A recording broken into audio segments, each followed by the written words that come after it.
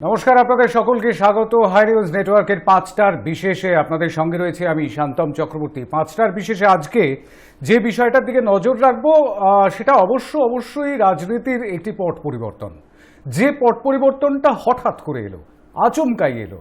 আপনাদের খেয়াল থাকতে পারে যে গত জুলাই মাসের 7 তারিখে যে সময়টায় রদবদল হয়েছিল কেন্দ্রীয় মন্ত্রিসভায়, নিশ্চয়ই খেয়াল আছে। যারা খবরের দিকে নজর রাখেন তারা মনে করতে পারবেন যে নরেন্দ্র মোদীর মন্ত্রিসভায় বেশ কিছু রদবদল হয়েছিল এবং বেশ কয়েকজন নামজাদা মন্ত্রী তারা এই ক্যাবিনেট থেকে বাদ পড়েছিলেন।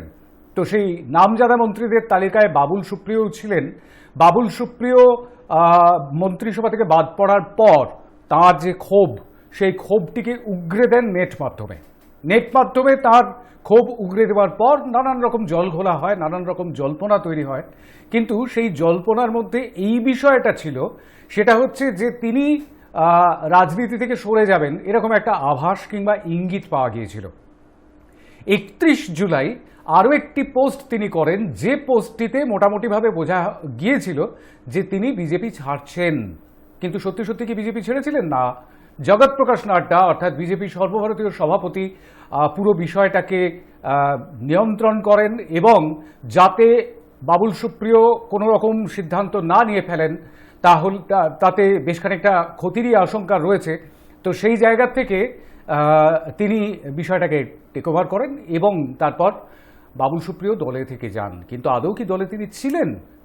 তার যে দল বদল, অর্থাৎ বাবুল সুপ্রিয়র বিজেপি ছেড়ে তৃণমূল কংগ্রেসে যোগদান, শনিবারের বারবেলায় এই অদ্ভুত ঘটনাটির সম্মুখীন হতে হলো বাংলাকে। অবশ্য অদ্ভুত ঘটনাই বা বলি কেন, এরকম ঘটনা তো আগেও ঘটেছে, বহুবার ঘটেছে, আবারও ঘটবে। রাজনীতিতে এই রকম ঘটনা বারে বারে ঘটতেই থাকে আর তা নিয়ে আমরা আলোচনা করি। আজকে আলোচনা বাবুলের দলবদল।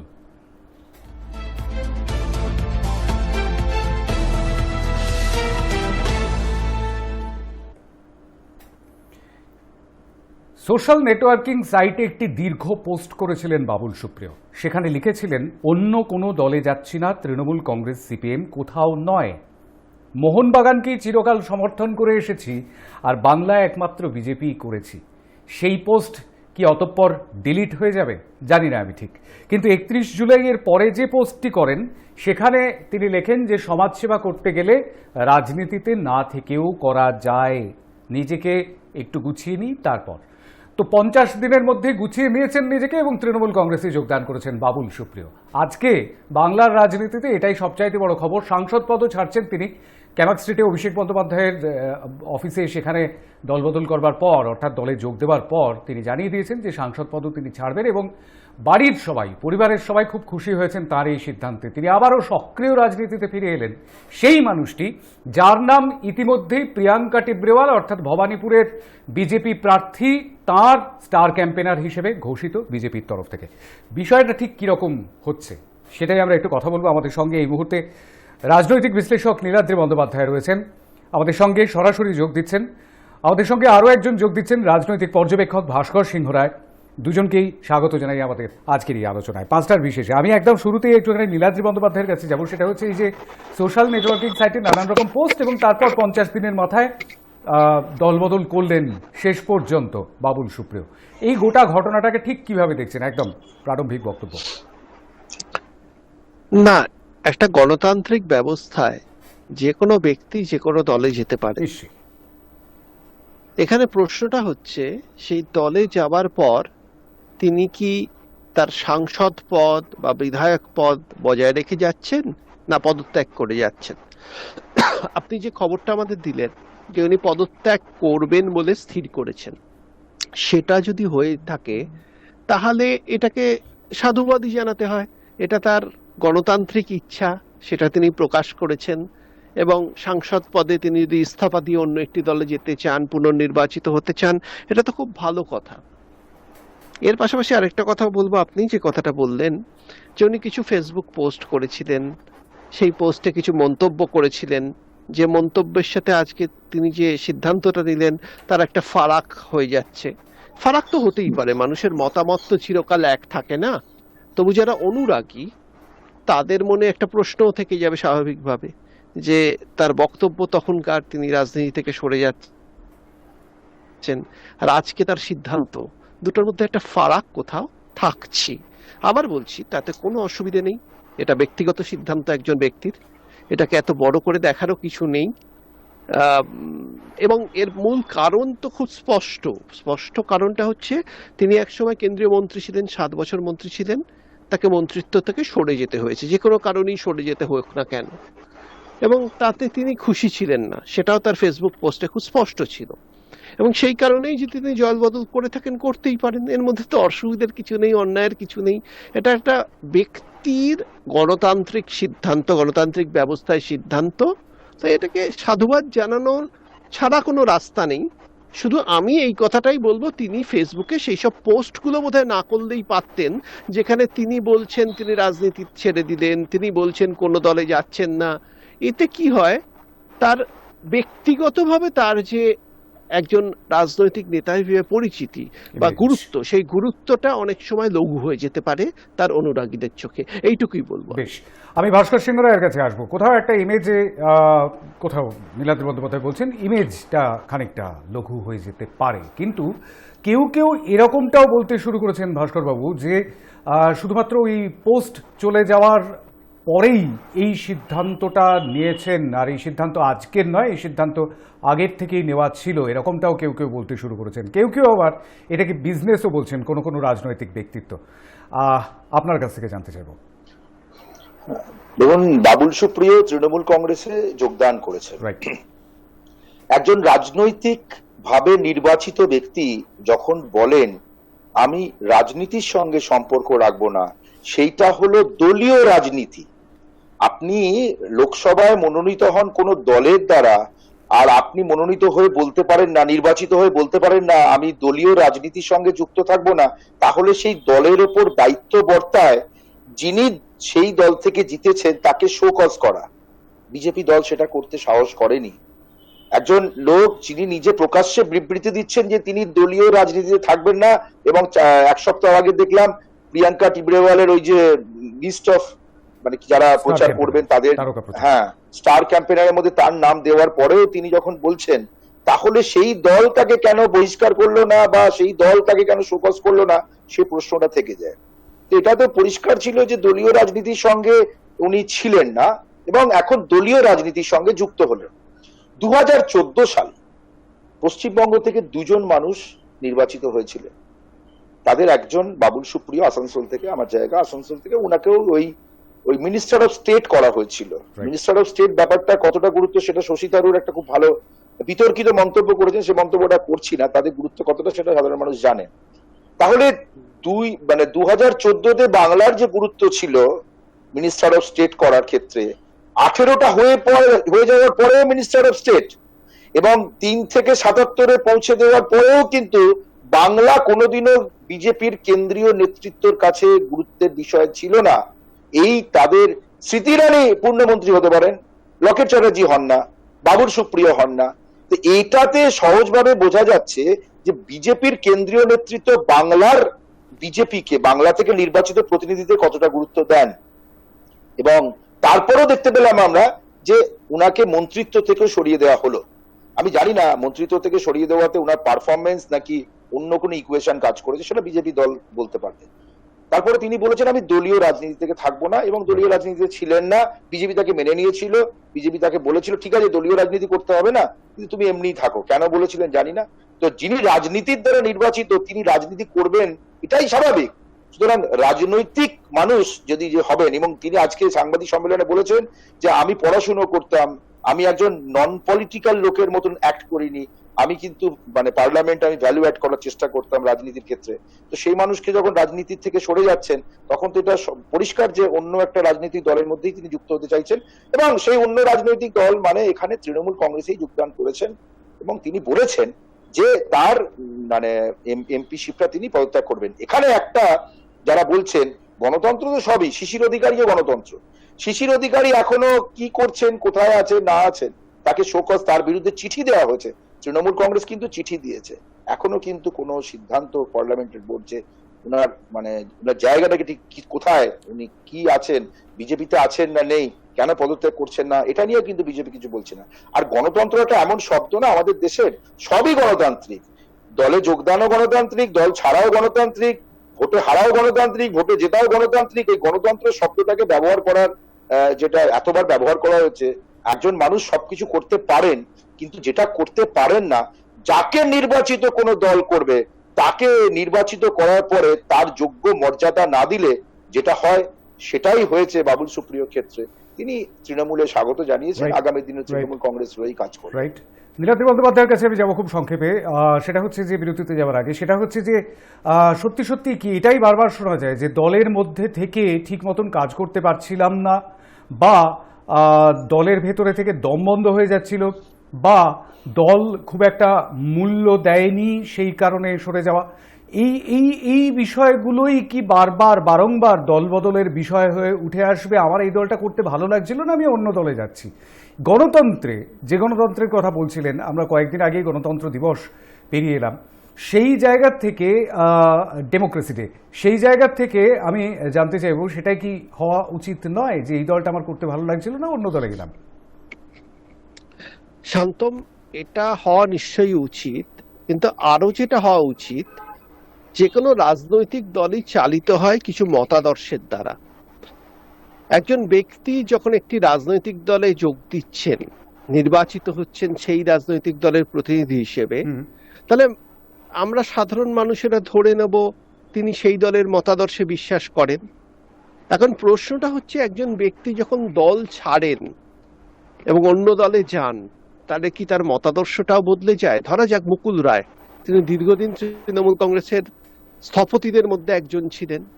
তিনি হঠাৎ করে ভারতীয় জনতা পার্টিতে গেলেন, সেখানে কাজ করলেন, আবার হঠাৎ করে তৃণমূল কংগ্রেসে ফিরে এলেন। তাহলে কি আমার দলতে হবে? মতাদর্শগতভাবে তিনি তৃণমূল কংগ্রেসের মতাদর্শে বিশ্বাসী ছিলেন, মাঝে ভারতীয় জনতা পার্টির মতাদর্শে বিশ্বাসী হয়ে পড়েন, আবার তিনি তৃণমূল কংগ্রেসের মতাদর্শে ফিরে এলেন। আসলে এই মতাদর্শ ভিত্তিক রাজনীতি, যেটা ভারতের রাজনীতিতে দীর্ঘকাল ধরে আমরা দেখে এসেছি, এটাই ভারতের রাজনীতির শক্তি, ভিত্তি, যাই বলি না কেন। সেই মতাদর্শের ফারাক থাকতে পারে, কিন্তু এই মতাদর্শের ফারাকটাকেও মানুষ শ্রদ্ধা করে। অটল বিহারী বাজপেয়ী তো অনেক বিরোধী ছিলেন, কিন্তু তাকে মানুষ শ্রদ্ধা করে তার মতাদর্শের জন্য। একইভাবে জ্যোতি বসুর তো অনেক বিরোধী ছিলেন, কিন্তু তার মতাদর্শ থেকে তিনি বিচ্যুত হননি, পার্টির সাথে যতই বিরোধ থাক না কেন।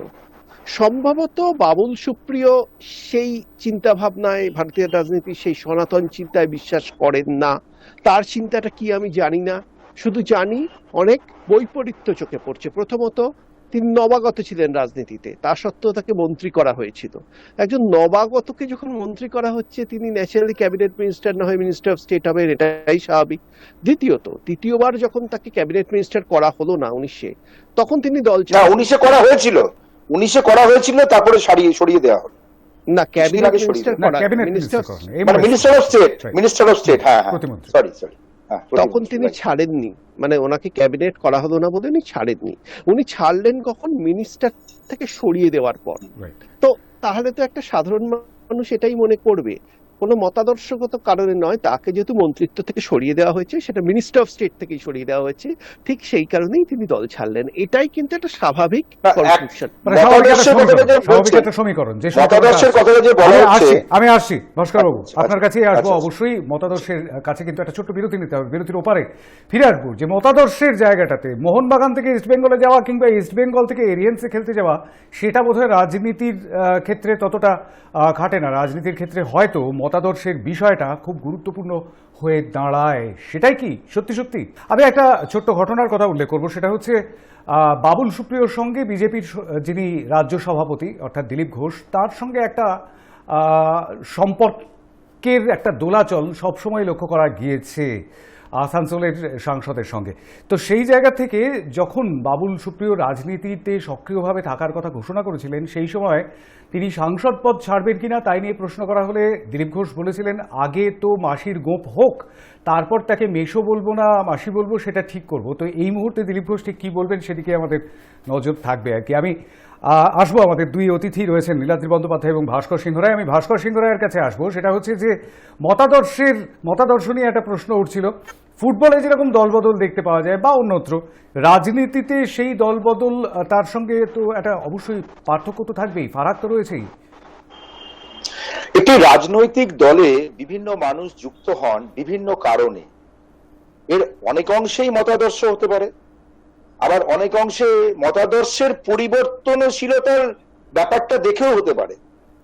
একটা দলের মধ্যে আপনি বলুন যে একটা দলে যারা যারা রিপ্রেজেন্টেটিভ থাকেন, দলীয় সংগঠনের কাজে যুক্ত থাকেন, তাদের একটা মতাদর্শ থাকে। এরকমও দেখা গেছে, আমি বলছিলাম ফরওয়ার্ড ব্লক নেতাজির আদর্শে অনুপ্রাণিত একটি দল। তারা কোন মতাদর্শের ভিত্তিতে কমিউনিস্টদের সঙ্গে জোট করে সরকার পরিচালনা করে মন্ত্রিত্ব নিয়েছিল? সুতরাং মতাদর্শের বিষয়টার সঙ্গে একটা জিনিস থাকে যেটা কাজ করার। প্রেজেন্ট সিচুয়েশনে আজ বিজেপির একটা যে মতাদর্শে অটল বিহারী বাজপেয়ী বিজেপি ছিল, সেই মতাদর্শে কি আজ নরেন্দ্র মোদীর পরিচালিত বিজেপির আছে? তো মতাদর্শটা চেঞ্জ হয়, মতাদর্শ তো বদলাতে মানে পারে। মতাদর্শের অ্যাপ্লিকেশনটা মতাদর্শটা একই থাকে। আমি আরো ভালো করে বলতে পারি যে চেঞ্জ অ্যাপ্লিকেশনে হয়। এই অ্যাপ্লিকেশনের মধ্যে অনেকে খাপ খাওয়াতে পারেন, অনেকে খাপ খাওয়াতে পারেন না। যেমন বিজেপির মধ্যে মতাদর্শগত ভাবে এই নির্বাচনের আগে আমরা জানতে পেরেছি পুরনো মতাদর্শের মানুষরা বলেছিলেন যে অন্য দল থেকে তাদেরকে নিয়ে এসে তাদের নির্বাচনের প্রতিদ্বন্দ্বিতা করানোর জন্য বিজেপি টিকিট দেওয়াটা এটা সাংঘাতিক একটা ভুল সিদ্ধান্ত। কিন্তু আবার আরেক ধরনের লোক যারা বিজেপিরই মতাদর্শে বিশ্বাস করে বিজেপি করেন, তারা বলেছিলেন যে এটাও একটা রাজনৈতিক কৌশল। সুতরাং রাজনীতিতে কৌশল বড় কথা, মতাদর্শটা থাকলেও মতাদর্শের প্রয়োগের ক্ষেত্রে যে কৌশলগুলো, সেই কৌশলগুলো অবলম্বন করতে হয়। যেমন দেখবেন একজন রাজ্য সভাপতি পরিবর্তন হয়ে গেলে যারা বেশ বেশ বেশ ভাস্কর সিংহ রায় যেরকমটা বলছেন যে মতাদর্শ বদলায় না, হয়তো মতাদর্শের প্রয়োগ কৌশলটা হয়তো বদলে যায়, আমরা সেরকমটাও দেখেছি। হ্যাঁ, খুব সত্যি কথা। ভারতীয় জনতা পার্টির সর্বভারতীয় নেতৃত্বের মধ্যে বেশ কয়েকজনকে আমরা নরেন্দ্র মোদী এবং অমিত শাহর নেতৃত্বে যে বিজেপি সরকার, সেই এনডিএ সরকার থেকে তাদেরকে অনেকটা দূরে অবস্থান করতে আমরা দেখেছি। দেখিনি যে তা নয়। নীলাদ্রি বন্দ্যোপাধ্যায়। না না, সে তো নিশ্চয়ই দেখেছি, কিন্তু মানে যা দেখেছি এবং যা হওয়া উচিত তার মধ্যে বোধহয় একটা ফারাক থাকে। ভাস্কর দা বলছিলেন ফরওয়ার্ড ব্লকের কথা, তারা কি করে কমিউনিস্টদের সাথে হাত মেলালেন। একটা কথা মনে করিয়ে দিয়ে এই সূত্রে যে নেতাজি সুভাষচন্দ্র বসু কিন্তু ঘোষিতভাবে বামপন্থী ছিলেন। তিনি কমিউনিজমে বিশ্বাস করতেন না, জাতীয়তাবাদে বিশ্বাস করতেন, জাতীয়তাবাদ ও সমাজতন্ত্রের মেলবন্ধনে বিশ্বাস রাখতেন, কিন্তু সেটাও বামপন্থার একটা পথ, এবং কমিউনিস্টরাও বামপন্থী, এবং সেখানে কিন্তু একটা আদর্শগত সঙ্গ, একটা সাযুজ্য কিন্তু থেকে গেছিল নেতাজি মানে ফরওয়ার্ড ব্লকের সাথে অন্যান্য কমিউনিস্ট দল তাদের সাথে তারা হাত মিলিয়েছিল, এবং সেটা আদর্শগত বিচ্যুতি বোধহয় বলা যায় না। কিন্তু আমরা কিভাবে এক্সপ্লেন করব মুকুল রায়ের দল বদলটাকে এবং দলে ফিরে আসাটাকে? তাহলে কি এই আদর্শটা হচ্ছে মানে একটা রিভার্সেবল প্রসেস, একটা আদর্শ থেকে আরেকটা আদর্শে যাওয়া যায়? নীলাদ্রিবাবু, একটা বিষয় উল্লেখ করতে চাইবো। আপনি আগেও উল্লেখ করলেন মুকুল রায়ের বিষয়টা। মুকুল রায় 20 বছর বাদে বিধানসভা নির্বাচনে দাঁড়িয়েছিলেন এবং জিতেছিলেন। কৃষ্ণনগর উত্তর থেকে বিজেপির টিকিটেই জিতেছিলেন, তারপরেও তিনি দল বদল করেছেন এবং তিনি পদত্যাগ করেননি। বাবুল সুপ্রিয় তো পদত্যাগ করবেন বলছেন, সেটা অত্যন্ত ভালো কথা। জানিয়েছেন। মুকুল রায় কিন্তু পদত্যাগ করেননি, এখনো পদত্যাগ করেননি। এবং শুধু পদত্যাগ করেননি তাই নয়, বিজেপির প্রতিনিধি হিসেবে পাবলিক অ্যাকাউন্টস কমিটির চেয়ারম্যান হয়েছেন। সেটাও না, বিজেপি প্রতিনিধি হিসেবে তো হয়েছেনই। হ্যাঁ, শোনা যাচ্ছে? হ্যাঁ ভাস্কর, শুনতে পাচ্ছি, দেখতে পাচ্ছি না, কিন্তু শুনতে পাচ্ছি আপনাকে। বলুন। দেখতে পাচ্ছেন? হ্যাঁ পাচ্ছি। এবারে বলি, এই যে আপনি বললেন, সরি একটা মনে হয় এখানে বাজ মতো পড়লো বলে আমার একটুখানি ডিস্টার্ব হয়ে গেল নেটওয়ার্কটা। হ্যাঁ, বুঝতে পেরেছি। তো আমি যেটা বলছি যে এই যে পাবলিক অ্যাকাউন্টস কমিটি যেটা বললেন নীলাদ্রি বাবু, আপনাকে একটা কথা বলি। পাবলিক অ্যাকাউন্টস কমিটিতে যখন মুকুল রায়ের কথা ঘোষণা করা হচ্ছে, বিজেপি কিন্তু তাদের দল থেকে কোনো প্রার্থীকে দেননি, দাঁড় করাননি, যাতে ভোটাভুটি চাননি যে হ্যাঁ পাবলিক অ্যাকাউন্টস কমিটিতে একটা ভোটাভুটি হোক। সেই ভোটাভুটিও কিন্তু বিজেপি চাইলো না। তার কারণ বিজেপি 77টা এমএলএ এর মধ্যে কতজন যে মুকুল বাবুর পক্ষে দেবেন আর কতজন যে তাদের 77 কিন্তু এখন আর নেই। না, নেই। এই জন্যই তো কতজন আছে আদৌ যে খাতায় কলমে 71, কিন্তু সত্যিকারে গোনাগুনতি করতে গেলে কত থেকে দাঁড়াবে কেউ জানে না। আমি বলতে চাই তাহলে কেন তাহলে তারা পাবলিক অ্যাকাউন্টস কমিটিতে ভোটাভুটি চাইলেন না? এই প্রশ্নটা তো আসছে। তারা তাদের সেটা অন্য বিতর্ক। আমি সেই বিতর্কের মধ্যে ঢুকবো না। আমি একটা একদম লাস্ট কোয়েশ্চেন করতে চাই, আমাদের এই আলোচনা শেষ করতে হবে সেই জায়গা থেকে। সেটা হচ্ছে যে সম্প্রতি 2 দিন আগে আমরা দেখলাম দিল্লি গেলেন অর্পিতা ঘোষ এবং তিনি রিজাইন করলেন রাজ্যসভার সাংসদ পদ থেকে, সেখানে কি বাবুল সুপ্রিয়কে নিয়ে আসা হতে পারে? এরকম একটা আভাস, ইঙ্গিত ইতিমধ্যেই পাওয়া যাচ্ছে। বাবুল সুপ্রিয়কে কি বেশ কয়েকটা বিধানসভা খালি হয়ে যাচ্ছে, সেখান থেকে বিধায়ক করে আনার একটা চেষ্টা হতে পারে, সেরকমও কি একটা সম্ভাবনা থেকে যাচ্ছে? নাকি আসানসোলের সদস্য পদ, সাংসদ পদ ছাড়বার পর আসানসোলে যখন রি-ইলেকশন হবে সেখান থেকে বাবুল সুপ্রিয় আবার ইলেক্টেড হয়ে আসবেন? বিষয়টা কি, মানে কি হতে পারে এখন, সম্ভাবনাগুলো ঠিক কি রয়েছে? আমি একটু ভাস্কর সিংহ রায়ের কাছে যাবো সংক্ষেপে। দেখুন, দলীয় সিদ্ধান্ত কি হবে না হবে সেটা তো এখন কেউ বলতে পারে না। অর্পিতা ঘোষ উনি যে পদত্যাগ করেছেন তার কারণটা উনি মানে মিডিয়াতে বলেছেন, সুতরাং নতুন করে এটা নিয়ে আলোচনা করা যায় না। বাবুল সুপ্রিয়কে কিভাবে তৃণমূল কংগ্রেসে কাজে লাগাবে সেটা বাবুল সুপ্রিয় নিজে বলেছেন, যেটা বলা হবে তিনি করবেন। এখন তিনি কোথায় স্বচ্ছন্দ এবং দল তাকে কোথায় সঠিকভাবে প্রয়োগ করে ঠিক করতে পারে এটা ভবিষ্যৎ বলবে। এখন একটা যে বিজেপির একজন এমপি, স্ট্যান্ডিং এমপি দল ছেড়ে তৃণমূলে যোগদান করলেন, এটা আজকের বিষয়। এটাই বলে তৃণমূল কংগ্রেসের সম্ভাবনাটা এই মুহূর্তেই আর কি করা ঠিক নয়, স্পেকুলেট করা ঠিক নয়। তবু কিছু সম্ভাবনার বিষয়গুলো তো উঠে আসে, সম্ভাবনার অঙ্ক রাজনীতি মানে। আমি নীলাদ্রি বন্দ্যোপাধ্যায়ের কাছে যাবো লাস্টলি। না, বাবুল সুপ্রিয়র সম্ভাবনাগুলো কি? প্রথমত আসানসোলে দাঁড়াতে পারেন আবার পদত্যাগ করে, কিন্তু পরাজিত হতে পারে, কারণ এই সিটটা পরপর দুবার বিজেপি জিতেছে। পরাজিত হওয়ার সম্ভাবনা একটা থাকেই, কারণ দল যেরকম গুরুত্বপূর্ণ, প্রার্থীও গুরুত্বপূর্ণ। কে বেশি গুরুত্বপূর্ণ সম্ভবত সেটা একটা বিচার হবে 2 নম্বর যদি নির্বাচন হয়। আচ্ছা, 2 নম্বর হচ্ছে তিনি রাজ্যসভার রাস্তাটাও খোলা রইল তার কাছে। যদি পরাজিত হন তাহলে হয়তো রাজ্যসভায় যাবেন, আর যদি তাতেও পরাজয় হয় তাহলে বিধানসভায় 4টি উপনির্বাচন আছে, তার কোথাও দাঁড়িয়ে বিধানসভায় আসতে পারেন। তার জন্য সব সম্ভাবনাই খোলা রইল। রাজ্যমন্ত্রীও হতে পারেন, সেই সম্ভাবনাও খোলা রইল। তো সুতরাং সমস্ত রাস্তা খোলা আছে, এবং এটা খোলা আছে এই কারণে সম্ভবত একটা প্রশ্ন চিহ্ন রয়ে গেছে এখনো আসানসোলে বাবুল সুপ্রিয় জিততে পারবেন কিনা এটার পর। কারণ বাবুল সুপ্রিয় সব ঠিক ছিল, তিনি বিজেপি থেকে তৃণমূলে যেতেই পারেন, কিন্তু ইন বিটুইন যে মন্তব্যগুলো করলেন যে আমি রাজনীতি ছেড়ে দিচ্ছি, আমি আর রাজনীতিতে থাকবো না, আমি মানুষের জন্য সাংসদ হিসেবে কাজ করব, এই প্রশ্নগুলো সোমবার দিন সাংবাদিক সম্মেলন যখন করবেন, নীলাদ্রি বাবু সাংবাদিক সম্মেলন সোমবার দিন করবেন বাবুল সুপ্রিয়, সেদিনকে বলতে পারবেন আপনারা, যা খুশি বলতে পারেন। এই প্রশ্নগুলো করতে পারেন আপনারা। যা বলেছেন প্রশ্ন মানুষ উত্তর পেয়ে গেছে, আর প্রশ্ন করার দরকার নেই। উনি যা বলেছেন এবং যা করেছেন দুটোর মধ্যে ফারাক আছে। উনি স্রেফ মিথ্যে কথা বলেছেন, এটাই স্পষ্ট। এবং যে সাংসদ মিথ্যে কথা বলে জনগণের সাথে, তার পুনর্নির্বাচন নিয়ে একটা প্রশ্ন উঠতেই পারে। বেশ, পরবর্তীতে কি হয় সেদিকে আমাদের নজর রাখতে হবে। ইতিমধ্যেই যেমনটা জানা যাচ্ছে তিনি সাংসদ পদ থেকে সরে যেতে চাইছেন, মানে সরে যাবেন, সেই সিদ্ধান্তের কথা জানিয়ে দেওয়া হয়েছে। এবং পরবর্তীতে একটি পূর্ণাঙ্গ সাংবাদিক বৈঠকের আশায় আমরা রইলাম। সেখানে বাবুল সুপ্রিয় ঠিক কী বলেন সেদিকে আমরা তাকিয়ে থাকবো। অবশ্যই সেই নিয়েও আবার আলোচনাও হবে, কারণ রাজনৈতিক যে ঘটনাগুলো ঘটে যায় প্রতি মুহূর্তে, সেই বিষয়গুলোকে আমরা আলোচনার মধ্যে নিয়ে আসি। আজকের আলোচনায় অংশগ্রহণ করবার জন্য অনেক ধন্যবাদ নীলাদ্রি বন্দ্যোপাধ্যায়, অনেক ধন্যবাদ ভাস্কর সিংহ রায়কে আমাদের সঙ্গে যোগ দেওয়ার জন্য। 5টার বিশেষে আজকে যে বিষয়টা নিয়ে আমরা নজর রেখেছিলাম, বাবুল সুপ্রিয়র দলবদল। বাবুল সুপ্রিয় বিজেপির থেকে তৃণমূল কংগ্রেসে পদার্পণ করলেন, এবং তৃণমূল কংগ্রেসে আসার পর তার ঠিক কি কর্মপদ্ধতি, তাকে প্লেসমেন্ট কি দেয় দল, সেদিকে আমাদের নজর রাখতে হবে। আজকের 5টার বিশেষ এই পর্যন্তই। দেখতে থাকুন হাই নিউজ, নির্ভীক, নিরপেক্ষ।